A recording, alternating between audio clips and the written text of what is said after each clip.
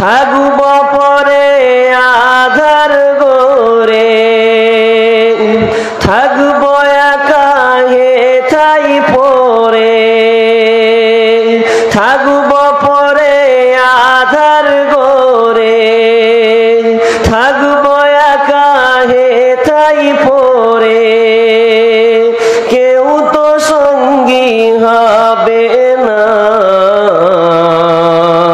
অশ্রু জলে গোসল দিয়ে দাও সাজিয়ে মা, দাও গো বিদায় আমায় মাগো আর ফিরিব না। ওই দেখো মা চার বিহারা পালকি নিয়ে আসে, কলাজ শূন্য হবে, বুকের ধনাজ কেড়ে নেবে, তোমার কলাজ শূন্য হবে, বুকের ধনাজ কেড়ে নেবে, রাখতে গো মা পারবে না,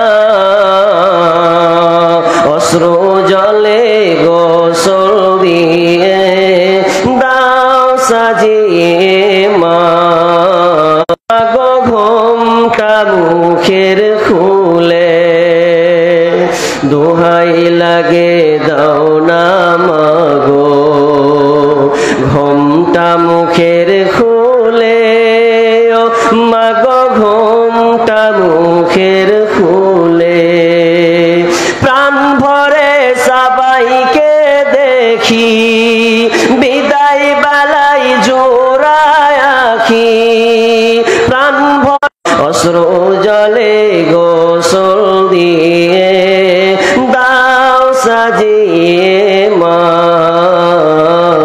দাও গো বিদায় আমায় মাগো আর ফিরিব না। আমায় যখন একা ফেলে আসবে সবাই ফিরে রে মাগো, আসবে সবাই ফিরে, আমায় যখন একা সাগরে ডুবে যাবে, সবাই আমায় ভুলে রবে, তুমি মায় আমায় ভুইল না, অশ্রু জলে গোসল দিয়ে দাও সাজিয়ে মা, দাও গো বিদায় আমায় মাগো আর ফিরিব না, অশ্রু জলে গোসল দিয়ে দাও সাজিয়ে মা, অশ্রু জলে গোসল দিয়ে দাও সাজিয়ে মা।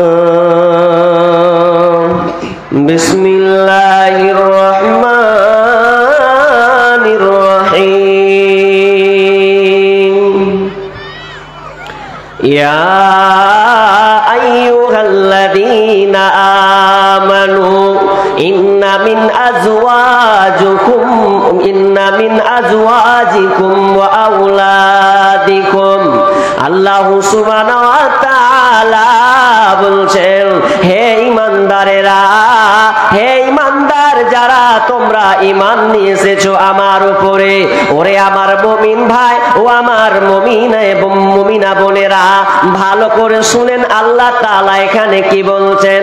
যারা তোমরা আল্লাহকে বলে বিশ্বাস করেছো, এক কথায় তোমরা ঈমানদার, তো আল্লাহ বলছে ইন্না মিন আজওয়াজিকুম ওয়া আওলাদিকুম, তোমাদের স্ত্রী, তোমাদের ছেলে মেয়ে সন্তান, এরা হচ্ছে তোমাদের আদুওয়াল্লাকুম, তোমাদের শত্রু।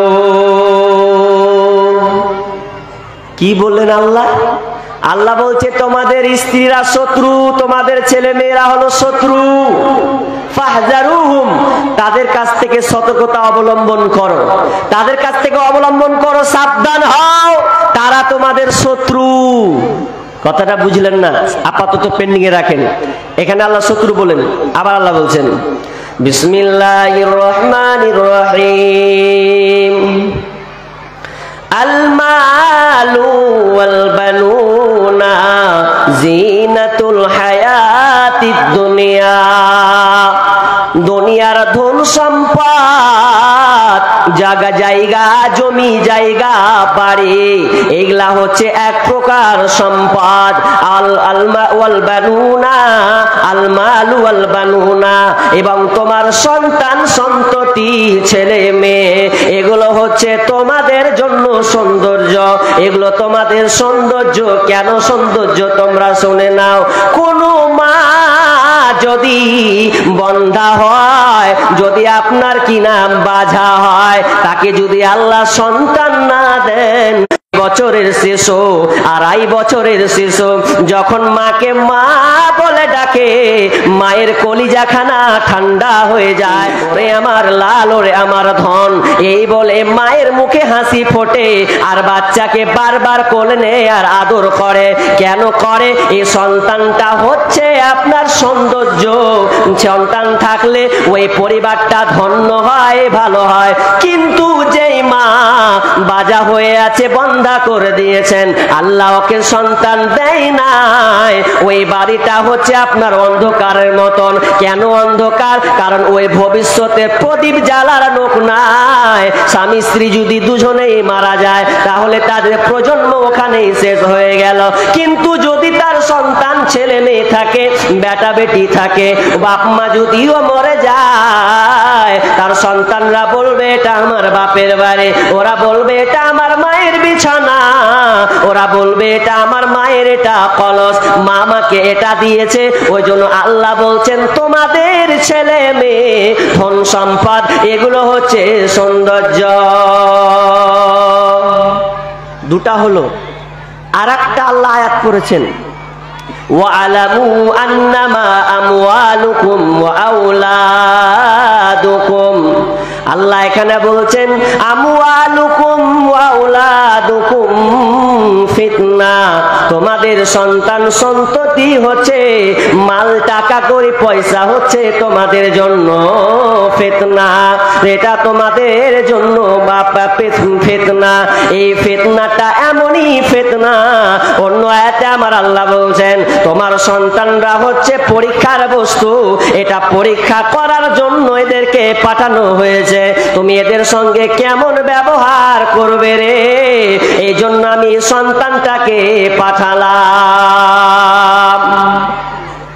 সন্তান তাহলে শত্রু হবে, আবার বন্ধু অর্থাৎ ভালো সৌন্দর্য হবে। কিন্তু এবার শুনেলেন, যত আপনি আয়াত শুনেন না কেন, কিন্তু আল্লাহ সুবহানাহু ওয়া তাআলা সূরা তাহরিমের মধ্যে বলছেন, সূরা তাহরিমে বলছেন ইয়া আইয়ুহাল্লাযীনা আমানু কু আনফুসাকুম ওয়া আহলিকুম নারা ওয়াকুদুহান নাসু ওয়াল হিজারা। ও বোনেরা, ভালো করে আয়াতটা অনুধাবন করুন। আমার আল্লাহ বলছেন হে ঈমানদারেরা, কু আনফুসাকুম, আগে নিজেকে বাঁচো, নিজেকে বাঁচার চেষ্টা করো। কোত্থেকে রে? তো জাহান্নামের আগুন থেকে। আগে তুমি নিজেকে বাঁচাও, তারপরে তোমার আহাল পরিবারকে জাহান্নামের আগুন থেকে বাঁচাও। কি সেই জাহান্নাম? এই জাহান্নামের আগুনটা কেমন হবে? এই জাহান্নামের লকড়ি কে হবে? এর জ্বালানিটা কে হবে? আমার আল্লাহ বলেন ওয়াকুদুহান নাসু ওয়াল হিজারা, এই জাহান্নামের ইন্ধন হবে মানুষ এবং পাথর। আল্লাহ এই জাহান্নামটা লকড়ি দিয়ে জ্বালাবে না, কাঠ দিয়ে জ্বালাবে না, কয়লা দিয়ে জ্বালাবে না রে, গ্যাস দিয়ে জ্বালাবে না। এই জাহান্নামের আগুনটা দাও দাও দাও দাও করে জ্বলবে। কেমন জ্বলবে? তো মানুষের মাধ্যমে আর আপনার পাথরের মাধ্যমে দাও দাও করে আগুন জ্বলবে। এর ইন্ধন হবে মানুষ। মানুষ জাহান্নাম দেখে ত্রাহি ত্রাহি করবে, আর তারা ছুটে পালাবে, কিন্তু পালাবার কোনো রাস্তা থাকবে না। যখন মানুষ জাহান্নামকে দেখবে, কাঁদতে পড়ে থাকবে, হায় রে জাহান্নাম, এখান থেকে কিভাবে পালানো যায়, এই জাহান্নাম থেকে কিভাবে পালানো যায়। তখন তারা ত্রাহি ত্রাহি করবে, আর ফেরেশতা একদিকে থাকবে, ওই জাহান্নামীদেরকে ধরা হবে এমন ভাবে এক হাতের মুঠোয় ধরা হবে, যেমন আপনার হাতে বালু উঠলে আপনি গুনতে পারবেন না কতটি আপনি বালি উঠিয়েছেন, বালি যেমন কণা কণা, বালু আপনি গুনতে পারবেন না, বালি আপনি ধরে গুনতে পারবেন না। ঠিক তেমনি ভাবে একটা জাহান্নামে ফেরেশতা আছে, ওই ফেরেশতা কিনা নামে দারওয়ান জাহান্নামীদেরকে বলবে, ওরে জাহান্নামের দল, ওরে বোনেরা, ওরে মেয়েরা, তোমরা কেন জাহান্নামে এসেছো বলো।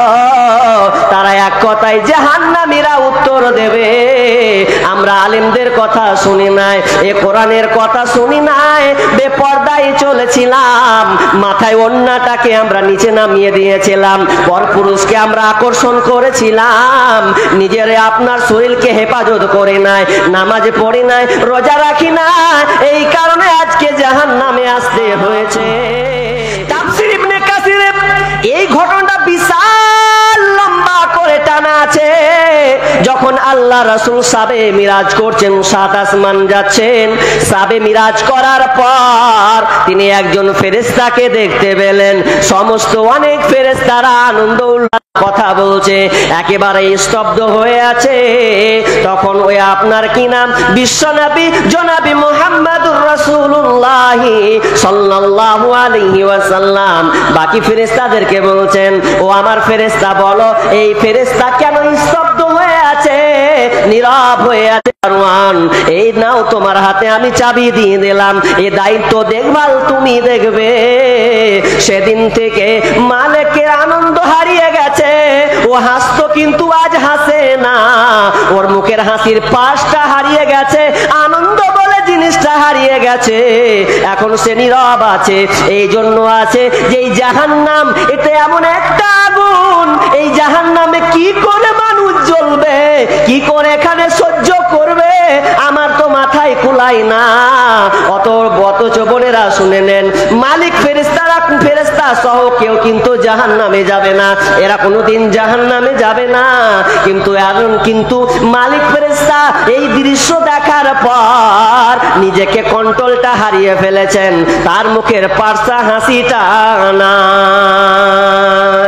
কিভাবে দাও দাও করে জ্বলবে এটা আমার মাথায় কাজ করে না, এই জন্য তার মুখের পাশটা বন্ধ হয়ে গেছে।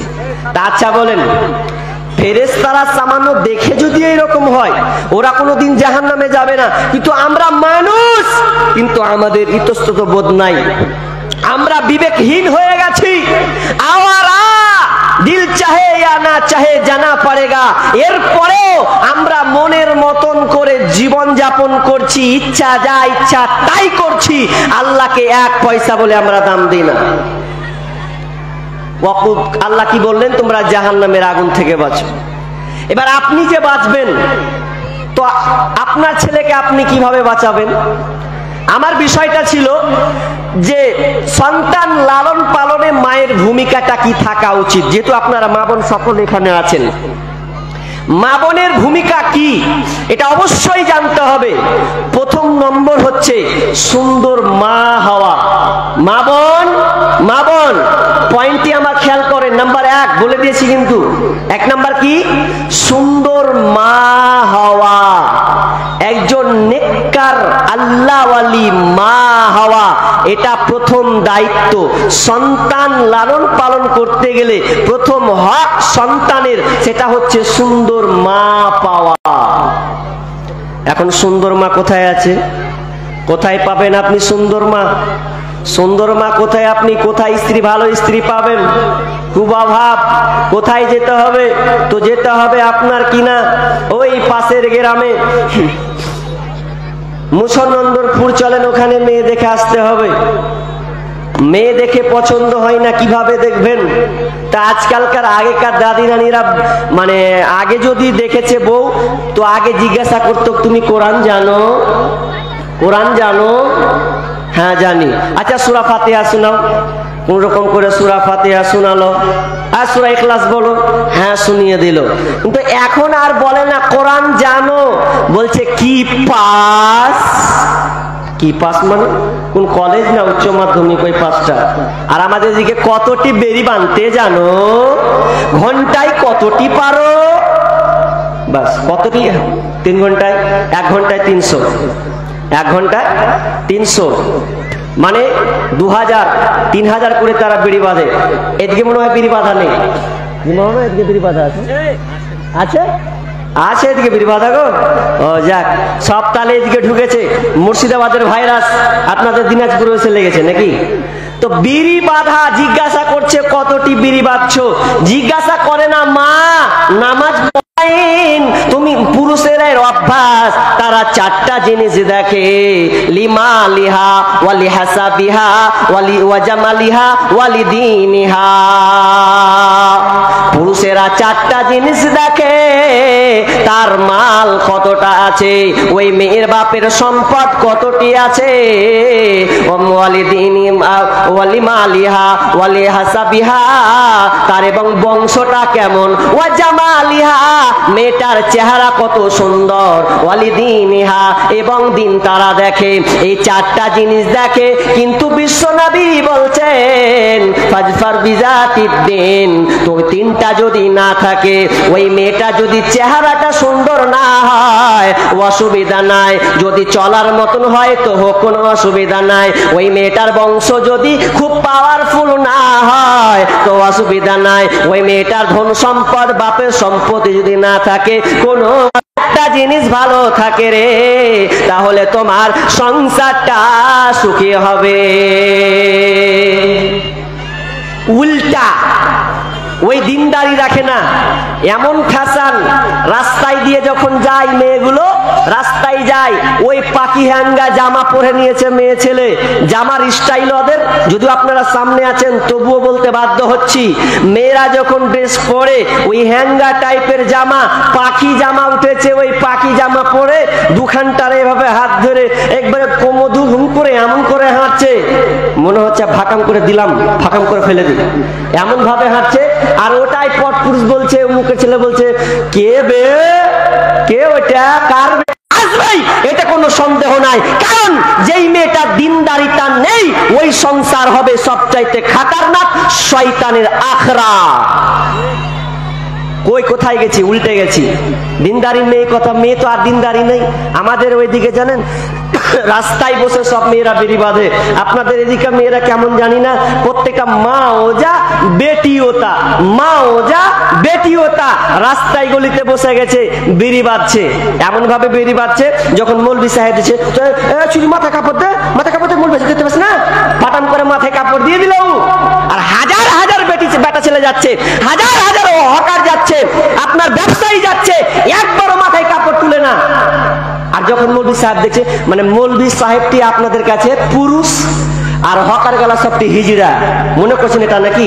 নাহলে মাথায় কাপড় দিচ্ছেন না কেন? যখন মৌলবি সাহেব যখন যাচ্ছে তখন মাথায় হোমটা দিয়ে দিল, আর যখন আর হকার আর কিছু তখন আর মাথায় কাপড় নেই, চলছে গীত, চলছে গান। এই তো বর্তমানে।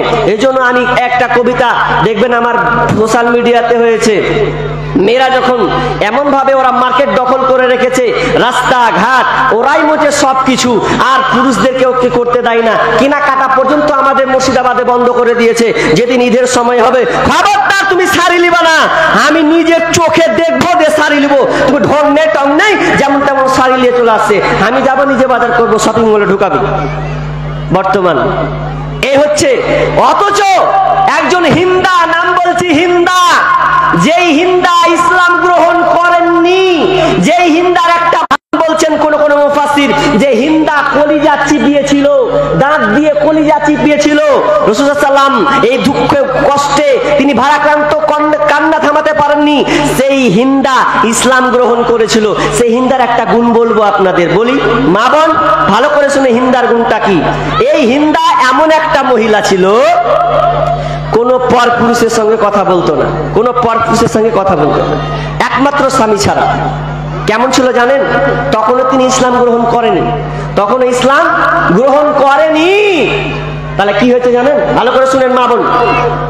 এই হিন্দা এত ভালো মেয়ে যে ওর বান্ধবী এসে ওকে বলছে, জানিস কে বুবু? বলছে কি?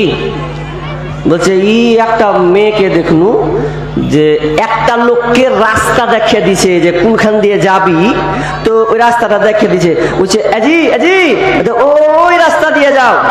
তখন বলছে মেয়েটা কেমন করে কথা কইতে পারলে, লাজ শরম লজ্জা কিছু নেই, কেমন করে কথা কইতে পারলে? ও লজ্জা বলে কিছু নেই। হিন্দা কিন্তু এখনো ইসলাম গ্রহণ করেনি, কিন্তু এর গুণটা এত ভালো ছিল, কোন পরপুরুষের সঙ্গে একটা কথা বলতো না। হিন্দার ঘটনা আমি বলবো, কি চমক ঘটনা আছে, কিভাবে তিনি ইসলাম গ্রহণ করলেন। এই ঘটনাটা যদি লাস্টে বলবো যদি সময় পাই। কিন্তু আজকের বর্তমানে মা বোন হয়ে গেছে আওয়ারা, উদাও। ওই জন্য কিয়ামতের নিদর্শন কি হয়েছে? কিয়ামতের আলামাত এসে গেছে, তাই তো ঘরের নারী রাস্তায় নেমেছে। কিয়ামতের আলামাত এসে গেছে, তাই তো ঘরের নারী রাস্তায় নেমেছে। ওরে মাছ বাজারে কথা বলে মাছওয়ালার সাথে, স্বামী তাহার দাঁড়িয়ে আছে ব্যাগটা নিয়ে পিছে। ওরে মাছ বাজারে কথা বলে মাছওয়ালার সাথে, স্বামী তাহার দাঁড়িয়ে আছে ব্যাগটা নিয়ে পিছে। আরে স্বামী নিলেন মাছটা টেনে, স্ত্রী দেয় টাকা গুনে। স্বামী নিলেন মাছটা টেনে, স্ত্রী দেয় টাকা গুনে। স্বামী স্ত্রীর যেন সেবক হয়েছে। কিয়ামতের আলামাত এসে গেছে, তাই তো ঘরের নারী রাস্তায় নেমেছে। কিয়ামতের আলামাত এসে গেছে, তাই তো ঘরের নারী রাস্তায় নেমেছে। ওরে বরখা পরা বরখা চারা হাট বাজারে ঘরে তারা। ওরে বরখা পরা বরখা চারা হাট বাজারে ঘরে তারা। কেউ বা আবার বরখা পরে মুখটা খোলা রেখেছে। কিয়ামতের আলামাত এসে গেছে, তাই তো ঘরের নারী রাস্তায় নেমেছে। কিয়ামতের আলামাত এসে গেছে, তাই তো ঘরের নারী রাস্তায় নেমেছে। ওরে হাট বাজারে মার্কেটে যান দেখবে শুধু নারী।